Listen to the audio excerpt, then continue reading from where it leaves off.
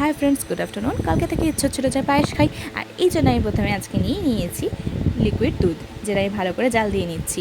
আর এদিকে আমি গোবিন্দভোগ চালটাকে ভালো করে ধুয়ে জল ছড়িয়ে আমি ঘি মাখিয়ে রেখে দিচ্ছি। এদিকে কাজু কিশমিশ কিন্তু আমি ভিজিয়ে রেখে দিলাম। এরপরে আমি একটা গ্লাসের মধ্যে আমি 4 প্যাকেট গুঁড়ো দুধ ঢেলে নেবো, যেটা সেই জাল দেওয়া গরম দুধ দিয়ে ভালো করে গুলিয়ে রেখে দেবো। এই গুঁড়ো দুধের যে মিশ্রণ, সেটা পায়েসের মধ্যে দিলে না খেতে খুবই টেস্টি হয়, ফ্লেভার আসে একটা যেন আলাদা, খুব ভালো লাগে। আমি এরকমভাবেই করি। আর এরপরে আমি গরম দুধের মধ্যে দিয়ে দেবো গোটা এলাচ আর 2টো লবঙ্গ, ভালো করে আমি নাড়িয়ে নেবো। এরপরে দিয়ে দেবো পরিমাণ মতো চিনি, সেটা দিয়েও ভালো করে আমি দুধটাকে নাড়িয়ে নেবো। এরপরে আমি দিয়ে দেবো ওর মধ্যে সমস্ত গোবিন্দভোগ চালটা দিয়ে কিন্তু ভালো করে নাড়াতে থাকতে হবে, বন্ধ করলে কিন্তু চলবে না, কারণ তলায় তলায় না লেগে যায়।